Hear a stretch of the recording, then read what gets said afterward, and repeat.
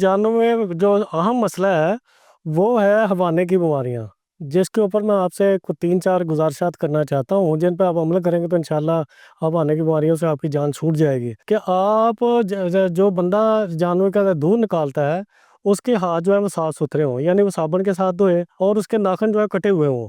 क्योंकि ये नाखून जब बढ़ जाते हैं तो उसके अंदर गोबर वगैरह फंसा होता है, जिसके अंदर बैक्टीरिया होते हैं। जब वो थन को हाथ लगाता है तो बैक्टीरिया थन के अंदर चले जाते हैं और बीमारी की वजह बनते हैं। इसके अलावा आपने अक्सर देहातों में देखा है कि जब हमने जानवर ज्यादा रखे होते हैं, औरतें तो उसका दूध निकालती हैं या मर्द निकालते हैं, तो हम एक भैंस का या गाय का दूध निकालते हैं तो बच्चा उसके नीचे छोड़ देते हैं तो अगले के नीचे चले जाते हैं। तो पिछले वाला जो बच्चा है वो उसके खाली थन जो है वो खींचता रहता है और उसकी वजह से थनों के अंदर जख्म हो जाते हैं, और ये भी एक वजह बनती है इसकी बीमारी की। तीसरा, हमारे बर्तन जो है ना वो दूध जिसमें हम निकालते हैं वो साफ नहीं होते, उसके अंदर चिकनाई लगी होती है। आप अगर जब भी दूध निकालें तो बर्तन के अंदर हाथ मार के देखें, अगर वो मुलायम है तो इसका मतलब आपका बर्तन साफ नहीं है, उसके अंदर चिकनाई है। और यही वो चिकनाई है जिसको बैक्टीरिया की फेवरेट डिश है, जिसको वो खा के अपनी तादाद बढ़ाता है। जब हम पानी उसमें डाल के थन पे फेंकते हैं तो वो बैक्टीरिया थन के अंदर चले जाते हैं, ये बीमारी फैलाने का सबब बनते हैं। चौथा है कि जानवर का दूध कैसे निकालते हैं। जानवर का दूध जो है ना, बाद लोग बाहर उंगलियां रख के निकालते हैं, वो तो तरीका सही है।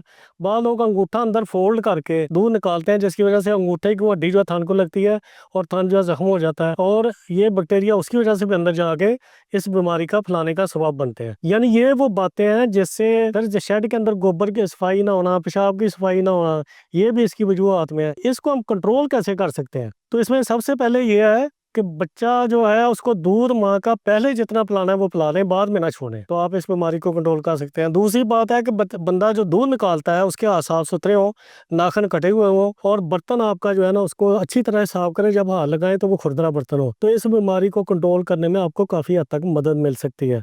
और शेड की सफाई सुथराई हो, ये तो थे उसकी कैसे फैलती है। दूसरी बात, हम इसको जो है ना कैसे पता चला सकते हैं इब्तदाई स्टेज पे कि ये बीमारी शुरू हो गई है।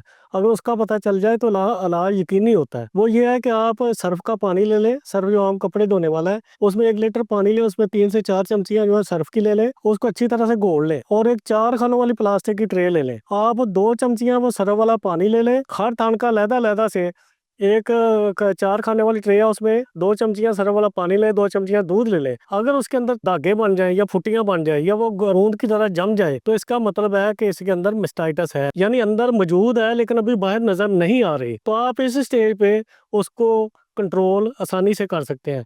लेकिन अगर इस स्टेज से जानवर आगे चले गया और जानवर जो है उसके अब आने की सोजिश हो गई या दूध नाड़ बन गई, तो आप फिर उस हालात में इलाज जो बहुत महँगा है, और ये भी है कि इलाज हो ही ना और जानवर जो है नकारा हो जाए।